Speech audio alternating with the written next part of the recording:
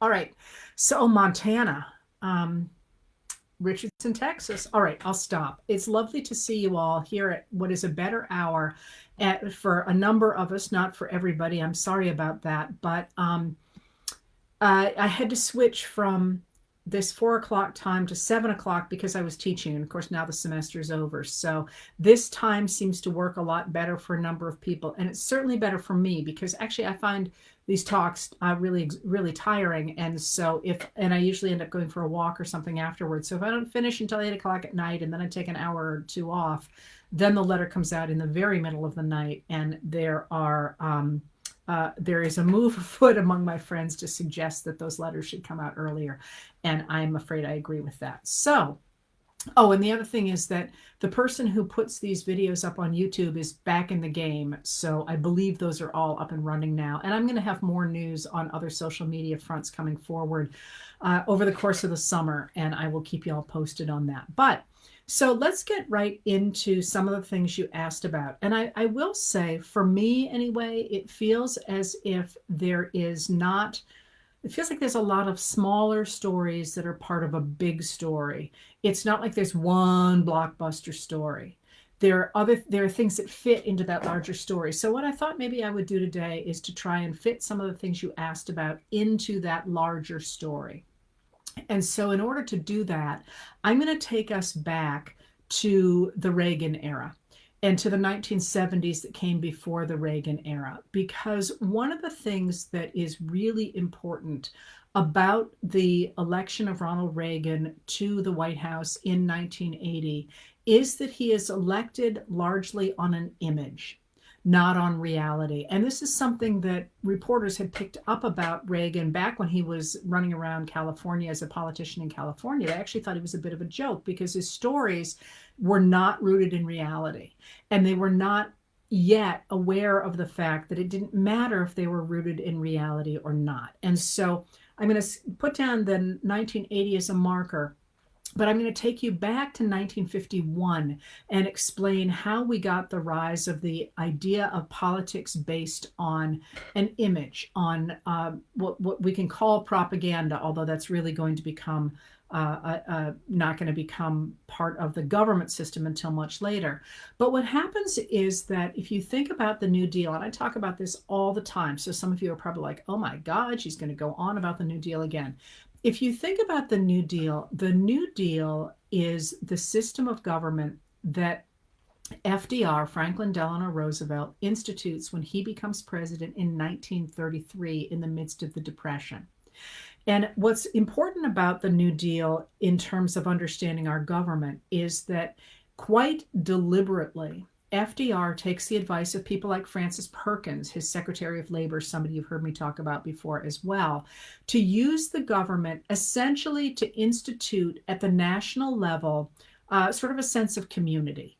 That is, the government under FDR begins to regulate business, to say you can't, the business owners can't simply destroy their workers, they can't pollute, they can't do all sorts of things that are essentially antisocial. The government is going to regulate business. It's going to provide a basic social safety net. So if somebody dies, their widows and children are not going to starve to death in the streets. And it's going to provide a safety net for older people. That's Social Security, that we know as Social Security now. So it's going to do those basic things. It's going to regulate business. It's going to provide a basic social safety net. And it's going to invest in infrastructure, because there was a lot of the country at the time that was really far behind the urban areas. And so, for example, the government puts together the Tennessee Valley Authority, if you've ever heard of that. That was an attempt to take, not really to take over the Tennessee Valley, but to pour resources into the Tennessee Valley to stop flooding and to make sure that everybody had electricity, for example. And so the government gets behind the building of infrastructure. And remember, by the way, in the era I'm talking about, we don't have interstate highways, for example. We're not going to get those until after World War II. There's really a need to develop infrastructure. And eventually that idea of the government doing these things which is not new to FDR, by the way. It's really instituted by Abraham Lincoln, then it's really spread in the progressive era by people like Theodore Roosevelt and Woodrow Wilson. And then it is really deliberately made the idea of government by FDR. And by the 1940s, that active government is going to begin to protect civil rights. And it's going to do so very deliberately by using the 14th Amendment to the Constitution. And that 14th Amendment is an enormously important amendment because what it says when it is added to the Constitution in 1868 is that states can't discriminate against people within the states. All the protections of the Bill of Rights, the first 10 amendments to the Constitution that at the time were understood to apply to the federal government, also apply to the state governments under the 14th Amendment. So that means that a state in 1869, for example, was not supposed to discriminate against Black Americans. And in 1969, it meant the same thing. And it also included Brown Americans and women and other groups that hadn't previously been included. So that government, that New Deal government, regulates business, provides a basic social safety net, and invests in infrastructure. It doesn't yet protect civil rights, and that's going to be really important. Well, what happens is that's a democratic way of looking at the government, and it is big D democratic as well as small d democratic. And if you were a Republican who wants to go back to the 1920s, wants to get rid of business regulation, wants to get rid of the taxes that the social safety net depends on, wants to get rid of the investments at a public level in infrastructure, you got a real problem. And the real problem is that people like that. People like the government to regulate business. They like having support for workers. They like Social Security. They like roads and bridges that actually work. Those are things that people like. So if you are trying to get rid of all that stuff, what are you going to do? What happens is that in I'm going to keep doing that all day, I can tell. In 1951, one of those people who wants to go back and get rid of all the regulation of business and get rid of the social safety net and get rid of the infrastructure is a young man who's fresh out of Yale. His name is William F. Buckley Jr. And he writes a book that people at the time sort of dismiss or are sort of horrified by, because what he argues in this book, it's called God and Man at Yale, or this is a subtitle, God and Man at Yale, or the Superstition of Academic Freedom, is that the idea of the Enlightenment, the idea that everybody should base arguments in fact and people would be able to choose what was useful or not, or what they felt was right, that has to be wrong because they keep choosing the New Deal. He doesn't like the New Deal. He wants to get rid of it. He thinks it attacks religion by putting the state in place of churches, and he thinks it destroys individual initiative, that it creates some kind of communist-like system. It's not true at all, but that's what he says. And what he says in this book, God and Man at Yale, is that instead of trying to make reasoned arguments to convince people to get rid of the New Deal government, what politicians need to do is they need simply to, he doesn't use the word indoctrinate, he uses the idea of creating a new orthodoxy. But they have to start from the premise that you cannot have this kind of a government and you must promote religion. Those two things are sacrosanct. And in order to do that, you can get rid of these ideas of the Enlightenment that you should have academic freedom. That is, that people should be able to make arguments based in fact. All right, so he makes this in 51. Nobody really pays attention to him. And then something really important happens in 1951. Something really important happens in 1954, and that is Brown versus Board of Education, when the Supreme Court decides in May of 1954 that, in fact, it is going to use the 14th Amendment to protect individuals within the states and say, no, segregation is unconstitutional.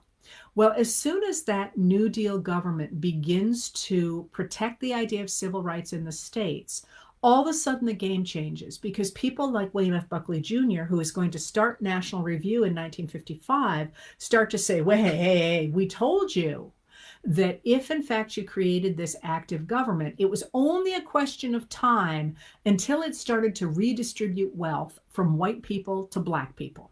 And his argument, and the argument of people like him, are that the government that is desegregating the schools costs money. That money is going to be paid for by tax levies. White people have much more money than black people do. So what they begin to argue is that a government that protects equal rights is a redistribution of wealth from white people to black people, and it is therefore communism. And you'll see this all through the 1950s and the 1960s, the equation of civil rights with communism.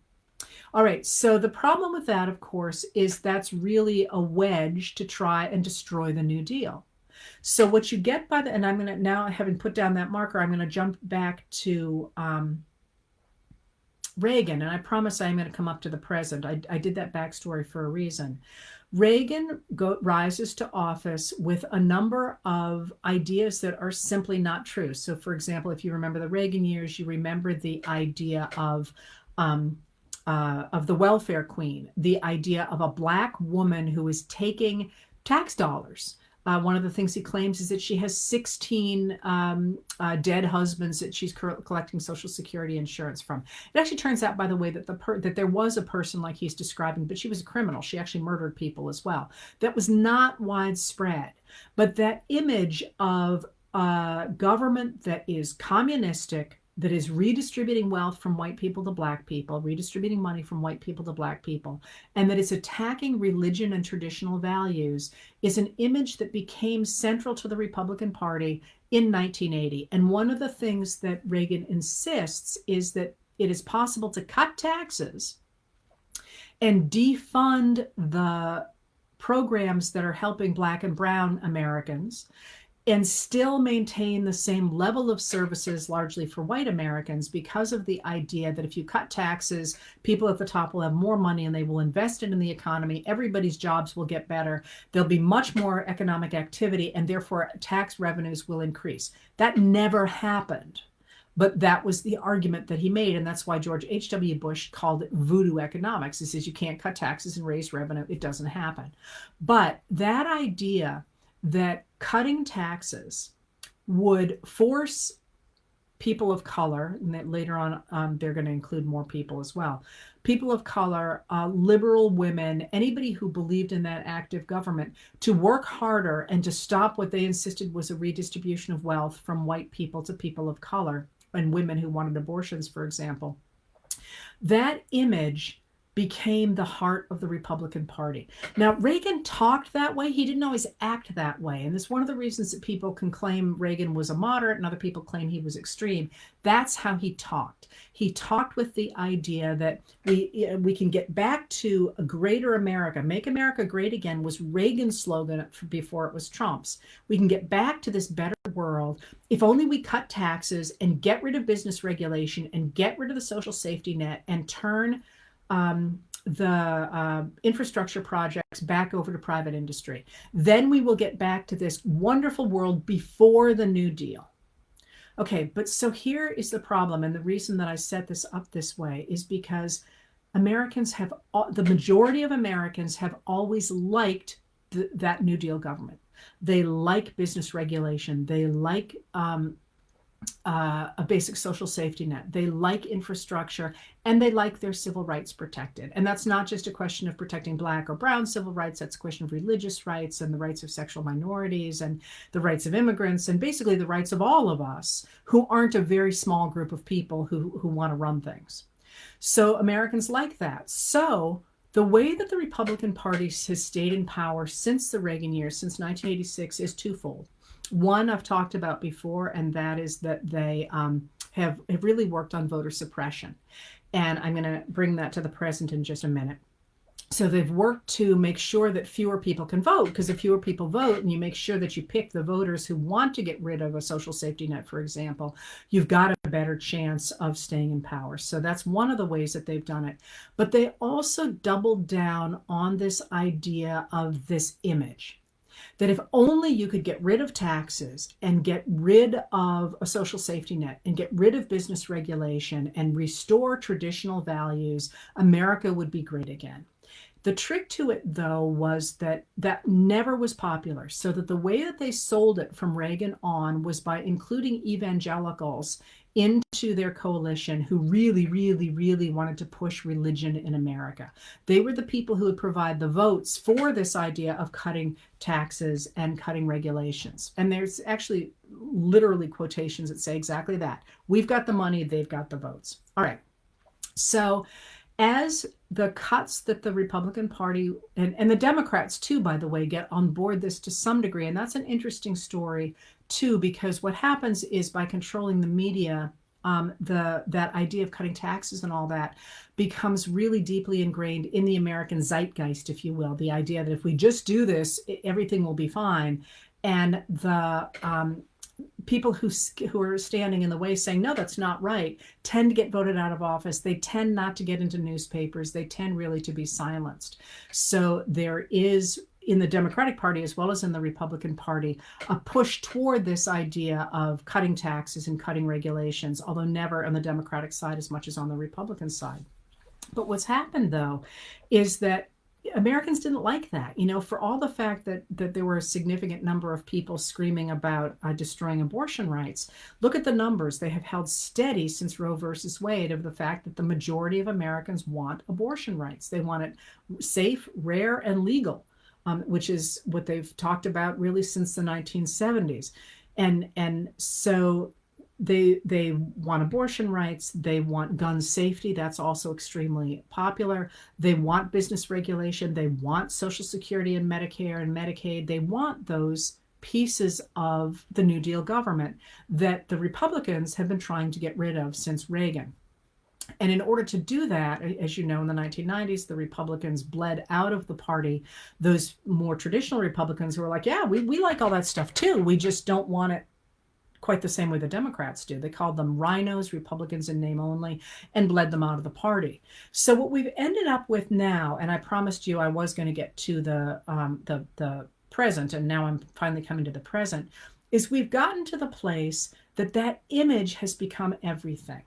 That image of the idea that the government has been taken over by hostile forces that are trying to create communism, the idea that that the United States is in danger from dangerous black and brown people, and by women who want abortions right up until the 40th week of pregnancy, just because they want them, not because of the reality, which is that if you are looking at that kind of a late-term abortion, it's because of a medical emergency. We've gotten to this point where all there is that image.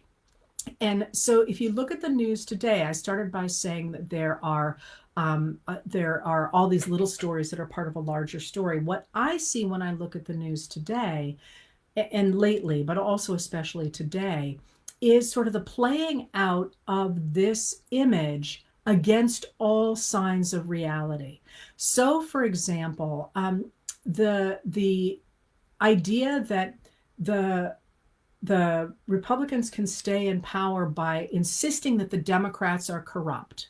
Now, they've done that really for a long time through investigations, weaponizing the government against their opponents by saying, yeah, we're going to investigate Hillary Clinton's emails until the cows come home. And just by chance yesterday, I reread the report that came out of the FBI about Clinton's emails.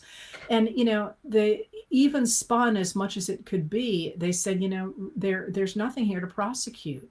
They tried to say that she was very careless with her use of emails. The 33,000 deleted emails that you keep hear Trump yelling about were virtually all personal. There were a few that looked as if they might be classified, but they were not marked classified. They had content in them that should have been considered classified. I mean, it's one of those things that and then of course, as you know, the Trump White House used their own private servers and their own private emails for everything, and that the Republicans didn't seem to care about that at all. So there was the email thing, and then of course there was Trump's attempt to tar his main competition in 2016. 2020, by insisting that he was corrupt, and that was the attempt to get Volodymyr Zelensky to say he was launching an investigation of Donald Trump, of Joe Biden and Joe Biden's son. And now in the present, what jumped out to me today, and the reason I gave you that whole spiel there, is because if you look at social media today and at right-wing media, ever since it began to look as if an indictment for Trump was coming pretty quickly, and our biggest sign of that, of course, is Trump's own complete meltdowns on Truth Social, where he keeps saying, how can they charge me? It's like, well, you're the only one talking about it, dude.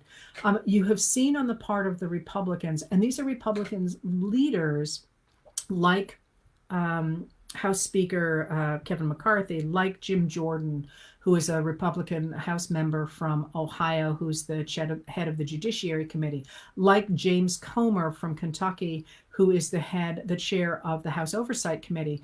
This insistence that Joe Biden is corrupt, and that there is this document that the FBI is refusing, FBI Director Wray, who is refusing to come forward with this document. And it's going to prove that the Biden crime family has taken gazillions of dollars from other countries. Now, let's unpack that a little bit, because there is so much deflection going on. There is no Biden family business. And Joe Biden is clean. There has been no sign that he is involved in anything untoward. It is certainly possible that his son, Hunter Biden, and his brother, whose name I forget, have done something untoward. And if they have, they should pay the price for that. But there is no family business at all. So when they start to talk about the Biden crime family, they're trying to tie Biden into what his family members may or may not have, or may have done. I mean, I don't have any idea. If they have done something, they're trying to tie him into that. And they're trying to deflect from the Trump family business. There's literally a Trump organization that has taken, we know, hundreds of $millions from foreign countries. And there's the problem of the fact that Jared Kushner, Trump's son-in-law, got this investment of $2 billion after he left the White House from the Saudi sovereign fund. And no one quite knows what happened there. But considering that the advisors of the fund said, no, don't give it to him, he doesn't know what he's doing. And the leader, the crown prince of Saudi Arabia, MBS, said, oh yeah, I'm going to override this. We're going to give him that money. That looks a little bit suspicious, right? So the idea that Biden has done something, they're trying to push the idea that Biden has done something corrupt. And if you really carefully read what they say, it's clear they don't have anything. So they're saying, oh, they took money from China. Well, here's a news flash. Businesses take money from country to country all the time. And at least so far, there is no sign that something happened there that shouldn't have. But they're implying that something bad happened. This is the whole, let's do the innuendo thing again, the same way as with Hillary Clinton's emails, or the idea of opening an investigation into Hunter Biden before the 2020 election would smear him without actually ever accomplishing anything. So, I mean, without actually ever proving anything. And again, very quietly, you hear it, later on, the story comes out that in fact there was nothing there. By the way, the Republicans started this in 1994 after the Motor Voter Act of 1993, saying the only reason that Republicans are losing is because the Democrats are cheating, and they started opening up all these investigations into voter fraud that never turned anything up. But it convinced people that these investigations mattered. And you saw it with Benghazi as well, right? So the Benghazi investigation, not Benghazi itself. The attack on the embassy there. So the document that they're talking about, a lot of you asked about, is, and this is especially egregious, the document that they are talking about is a document that is, I forget the name of it, but it is unchecked, raw intelligence that somebody said something happened. Now, that particular document appears to have been provided by Rudy Giuliani to the Trump Department of Justice. And Bill Barr, who was the Attorney General for Trump and very much a Trump loyalist, looked at that document and said, we're not going forward with this. This is crap, right? So the FBI has made it available for members of the Oversight Committee to read themselves. They don't want to turn it over because then the committee can make it public. And imagine what would happen. First of all, it's going to explain a lot about who provided that information, but it is unverified, and it looks like it's crap. And if it's coming from Giuliani, I mean, come on. But imagine what would happen if, in fact, it says something bad, and we don't know what it says. But it's interesting that nobody who has seen it will say what's in it. They keep saying it's there, it's there, it's there. They're trying to insist that it proves that Biden is corrupt. And there's just no evidence for that. This is just more of the same. If we can salt a story that is fake, then maybe we will convince people to continue to vote for us. And the reasons that and the reason I started with that is because it completely offends me that our leaders would lie to us and try to manipulate information. And you can tell they know they're doing it because they won't actually say what's in it. And there's all this innuendo. And you get things like Comer saying today, I think it was, it has never been disproven. Well, you can't disprove a falsity. That is, you can prove something, but go ahead and imagine trying to disprove that you shoplifted a pair of socks. You never did it, but how do you prove a negative? How do you prove that you didn't do something? So they're using all kinds of language like that and accusing those people who are trying to protect sources and who are refusing to put this document in front of the public of being Democrats or being, as they say, rhinos. And I wanted to jump from that to Ken Paxton in Texas, because that's an even better example of this process of, really doubling down on the idea that the Republicans are attacked, that they're aggrieved, that they're being undermined by Democrats. Because Ken Paxton in Texas, the Attorney General of Texas, and he worked his way up through Republican circles into the government of Texas. He took office as Attorney General in 2014, and by 2015 he was under indictment for appearing to create to lobby for the establishment of an entity without telling people that he would profit by that. He has now been indicted by the Republican House in Texas. I'm sorry, impeached, not indicted. He has been impeached by the Republican House in Texas on 20 counts, which is a lot of counts. And what he has done is he has gone to the press, gone out in front of the people and said, I'm being attacked by people who are trying to destroy my agenda. These are people who are trying to protect Joe Biden. They are rhinos. They are Democrats. They are people who are trying to undermine me because I'm the only one standing up against Joe Biden, because he's been launching all kinds of suits against Biden. And the reason that I wanted to emphasize that is because you can already see this argument taking shape for the 2024 election.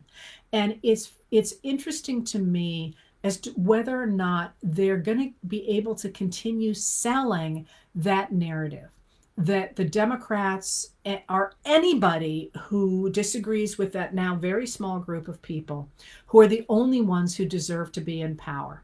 Now, let me expand on that a little bit. So, for example, if that's what people like Jim Jordan and James Comer are doing over this document, which, as I say, was dismissed by the Trump Department of Justice as being crap, they're also doing it in other places as well, and in other places where it's not clear to me whether or not people will understand what's up. So, for example, with, and I don't remember the exact date of it now, and I should, maybe it was May 11th, with the end of Title 42, the immigration rule that Trump put in place at the start of the pandemic to stop anybody from coming into the United States on the grounds of trying to keep disease out of the country. It's an old rule.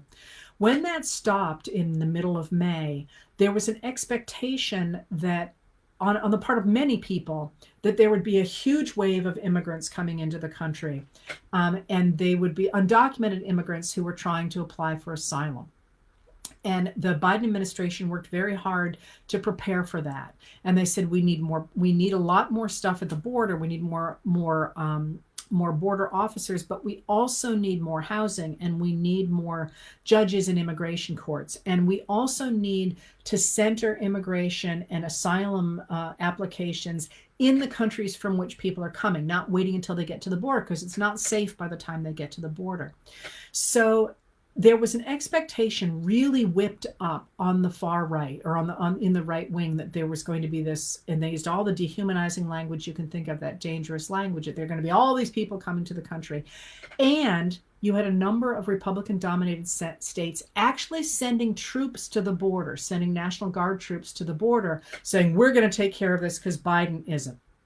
The day after that rule went away. And by the way, once the rule went away, they kept screaming they were going to be open borders. That's not the case. That was the pandemic rule. And what went back into place was the actual law that Congress had passed, the laws that Congress had passed called Title VIII. And again, Biden and Mayorkas have begged for that to be updated. It's quite old.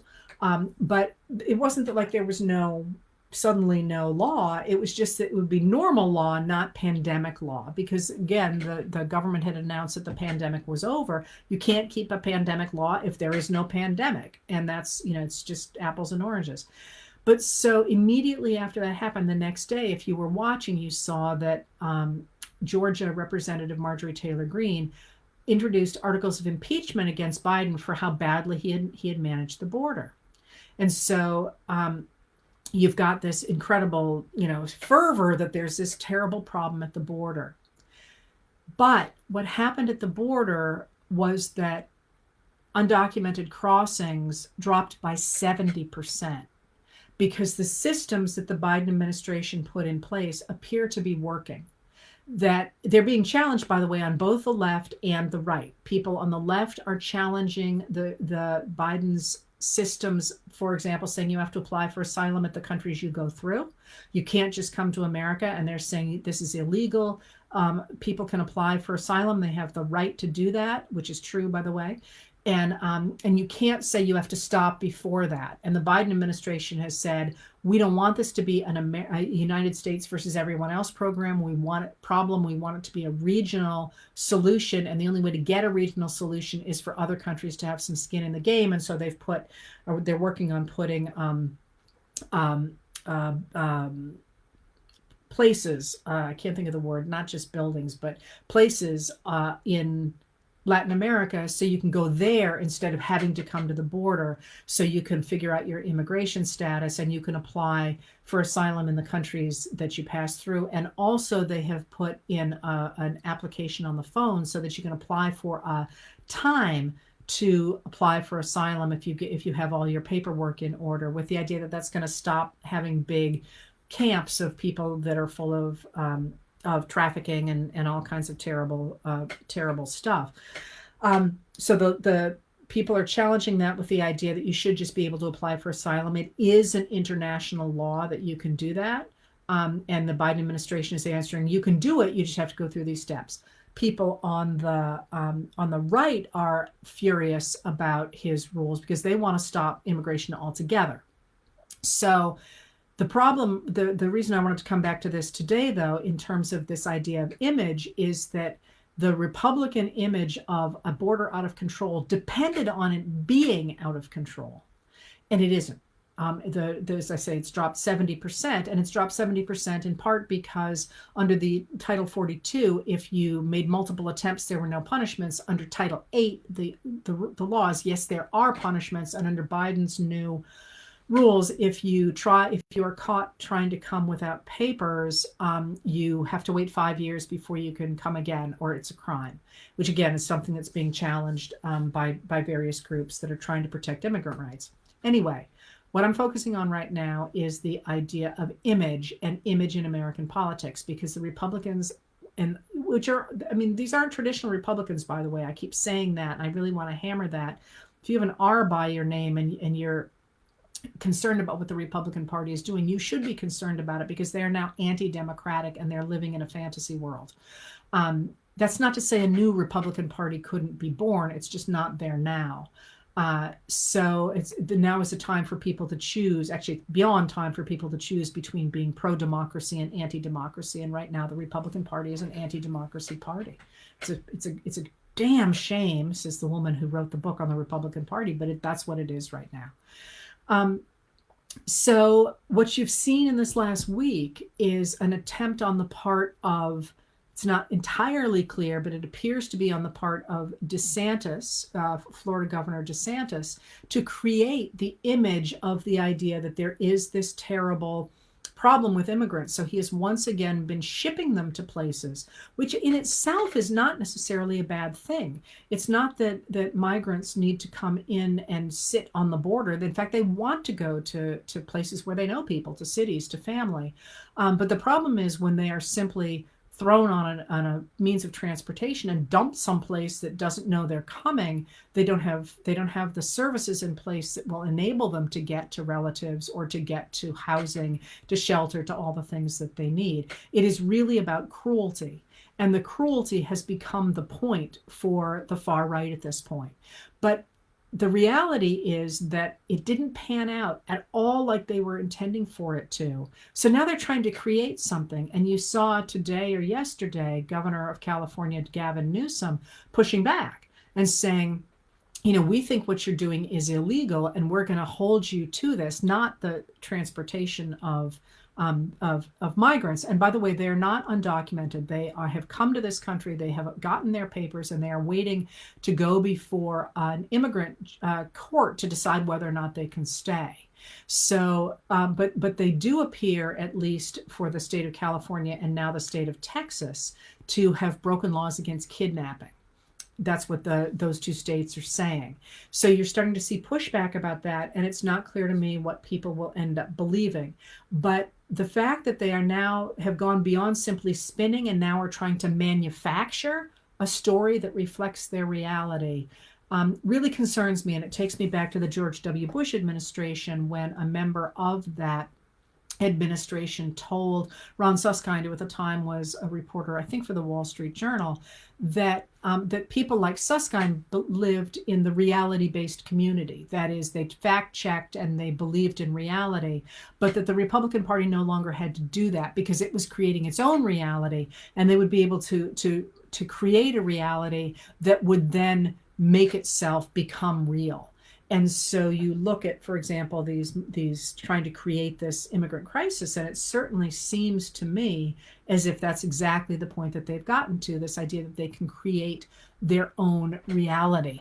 And that reality now is one that is based on this fiction from the 1950s, the 1980s, the 1990s, that good Americans who are religious and very traditional and are usually white and are male dominated are the only really good Americans, and anybody who stands against them is an enemy.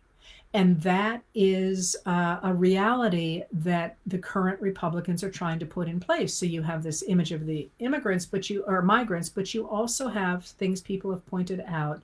The idea that in Oklahoma, Oklahoma has decided to send send tax money to a religious online school. Literally using tax money to fund a religious school. Now, there's a long history of the separation of church and state and how we got to the separation of church and state. But this thing in Oklahoma is a particularly interesting moment for a couple of reasons. One, because it's an online school, which suggests that it's very different than the push toward being back in person that 2 years ago Republicans insisted they were for, but also because it is a real fundamental attempt to undermine the idea of the federal government protecting the American people in terms of their understanding of our history and of reality. Because what's happened with these school districts that are turning toward vouchers is they're taking tax money, and instead of saying, yeah, we're going to take your tax money and support this school, what they're saying is that we're going to take tax money and we're going to send it with a child. So instead of saying that you're you three kids are going to cost the town $300, and I'm making up those numbers, it's easy numbers, into a public school. We're going to say each family can have $100 to take anywhere they want to any kind of school they want.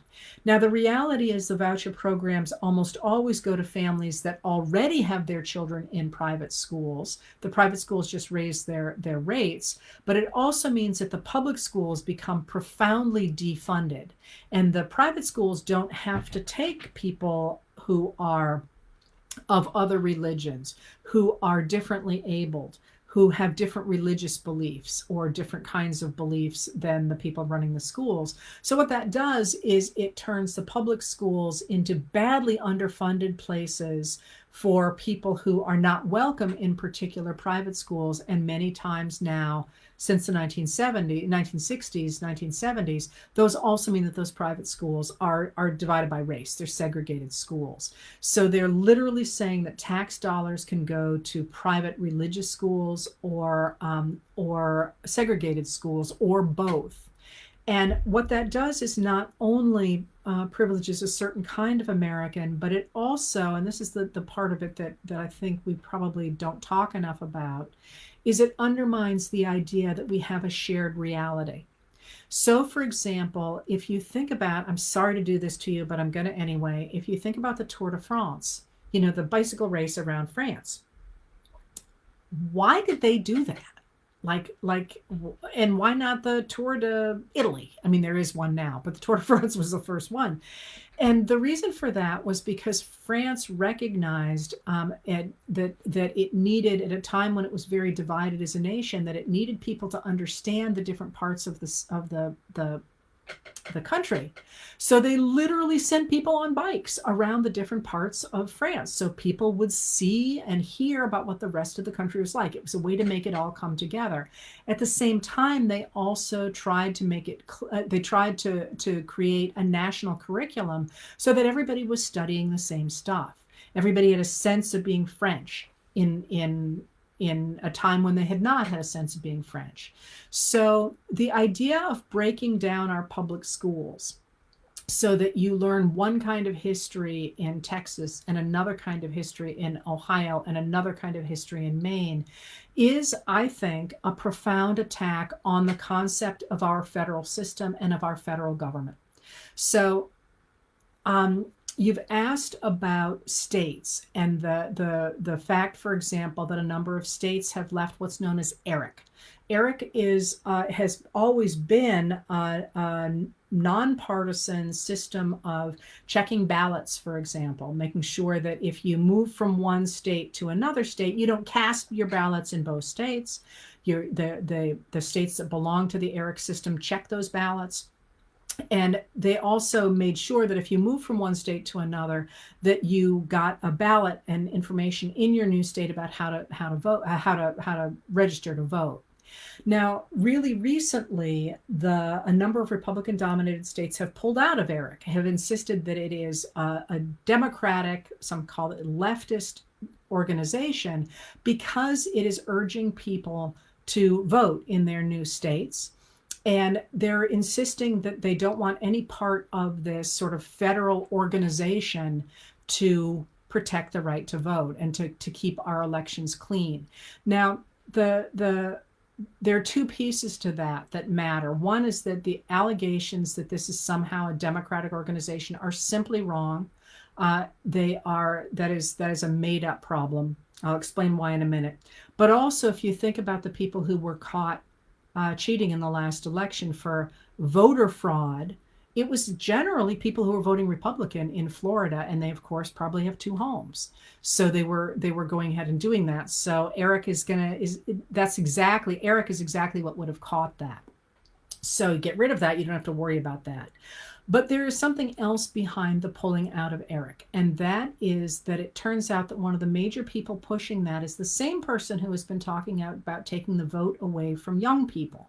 And her name is Cleta Mitchell. She was the woman who was on the phone call with Donald Trump to Brad Raffensperger, Secretary of State of Georgia, in order to try and get him to find the votes that Trump needed to win Georgia. It was over 11,000 votes.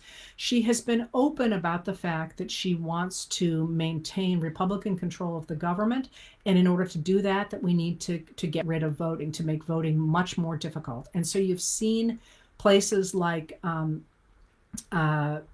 you've seen a number of states cutting back on people who can vote. Now you're starting to see people talking about getting rid of young people voting, putting the voting age back up to 21. You've certainly seen in Ohio the attempt of the Ohio legislature to make it much harder for people to have a referendum and get it on the ballot. That's because they have said quite openly that they're trying to make sure that the people can't protect abortion rights, even though that is what the majority of people in Ohio want.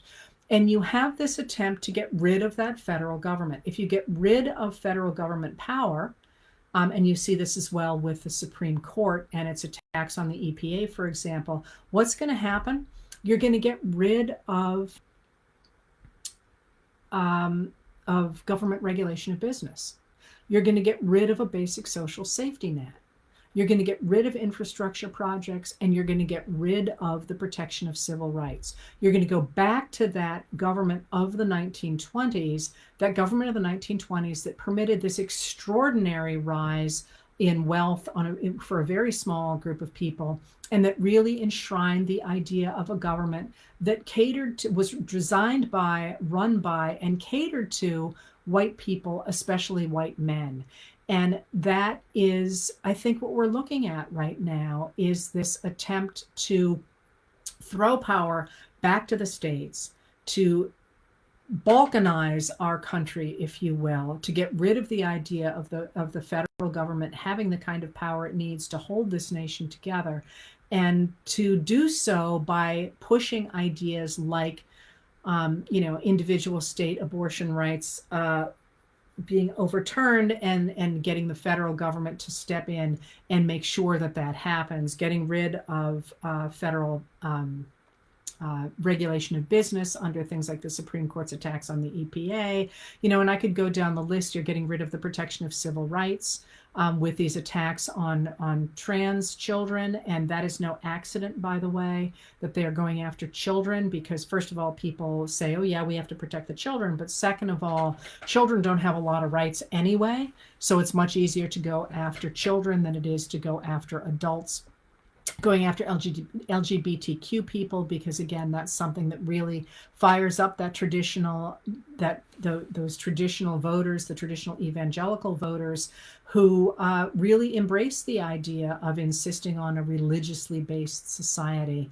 And of course, attacks on LGBTQ people have been really a significant part of the rise to power of people like Vladimir Putin and Viktor Orban of Hungary, Russia and Hungary. And just a reminder that Viktor Orban, who has just been honored by the Russian Orthodox Church, somebody very close to Putin, is the real hero of the right wing in America, and has been cited as the inspiration for the laws that Ron DeSantis is putting in place in Florida.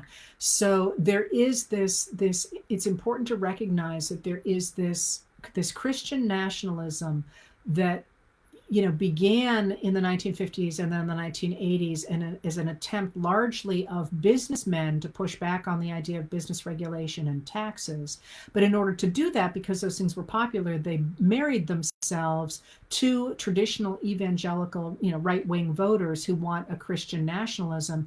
And that has now come to fruition. We now have a Republican Party that has embraced the idea that it is the government's job to impose a religious nationalism on the rest of us.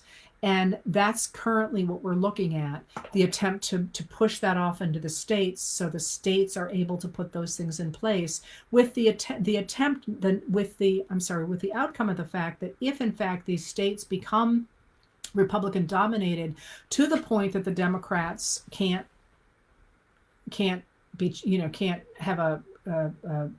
win an election, we are very possibly looking at in 2024 the idea that those Republican-dominated states will simply be able to dictate who becomes president. And if, in fact, we had a Ron DeSantis become president, somebody like him, do you really think he wouldn't take the legislation that he has pushed in Florida and made it national?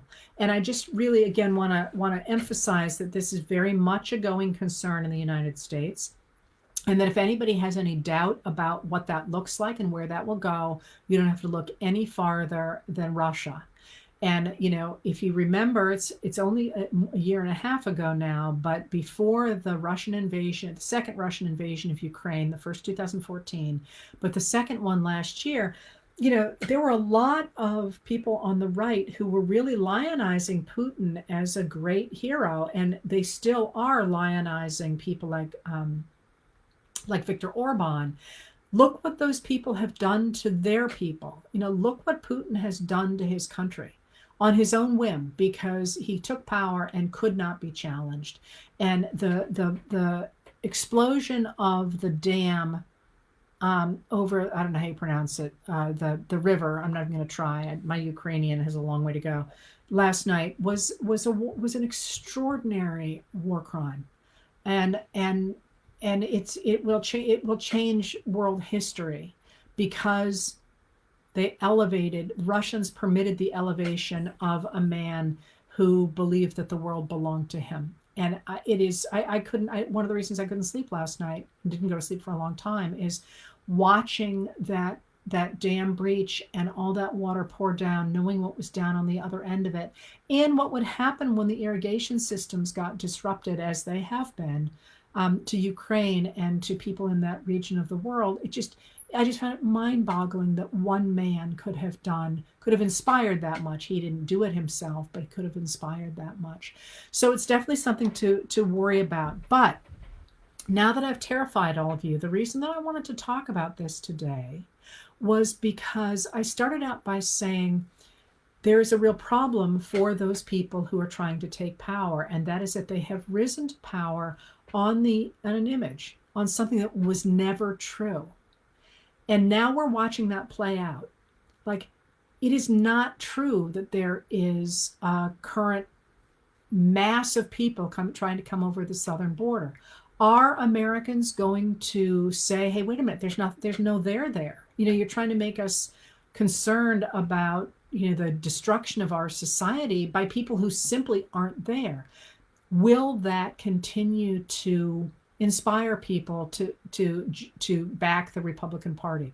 What about the idea of taking tax dollars and funding religious schools? Is that really something that is going to fly for the majority of Americans? What about the loss of voting rights? For example, the loss of ERIC. Is that going to make people say, wait a minute here, we actually care a lot about voting rights?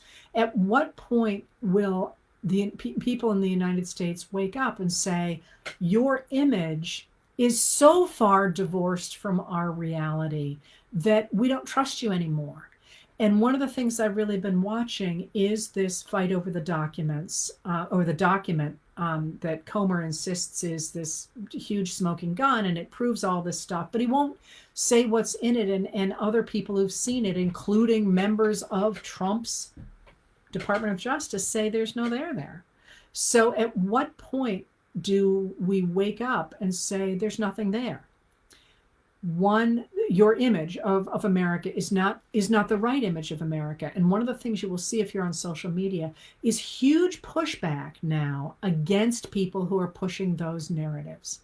And that feels very new to me. The idea that people are stepping up and not saying, oh, is it really true that there's this document? But instead are saying, no, you're full of bullshit. There's nothing there. And the reason that I wanted to set up this whole divorce today between this fake image that the Republicans have weaponized with such power for so long is that the way to get rid of that is to say, no, it's not right. That's not what happened. That's not what's happening here. And a lot of Americans really seem to be doing that. And Americans are doing it here against Jordan, against Comer, against the people who are pushing these false narratives in a small scale in this country. They also perhaps are starting to recognize that people like Donald Trump are not operating in the real world. So if you're watching Trump on Truth Social, you know that you can no longer believe that he's operating in the real world. Now, a lot of people are going to continue to follow him because following him is central to their identity. But how many people is the question.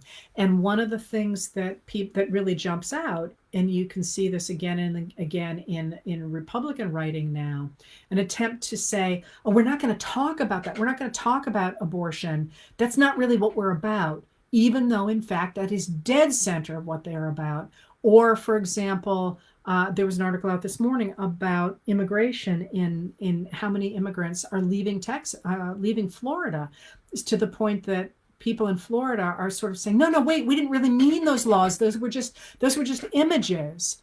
And immigrants are saying, well, they were very real to me, and we don't feel safe here. And similarly with gun safety laws, the idea that it's not really going to happen that people are going to be murdered. Oh, yes, it is. And so it feels to me like we're in this moment where that image is starting to break. And where I wanted to leave you today was with thinking about how we can break those images, how we can say, no, there isn't, I'm not suggesting there isn't I wouldn't say a crisis in immigration, but we have needed to fix our immigration laws since at least the 1980s. So I don't want to say, oh, there isn't an issue with immigrants. There is. There's also, there's all kinds of ways in which we need to adjust our laws. But to say these are real world problems that we can fix in the real world, but we can't no longer say we're going to listen to people screaming about the Biden crime family in order to distract us from the actual work at hand. And I actually think that's something that the Biden administration has worked really hard to do, to say we're not going to play this game.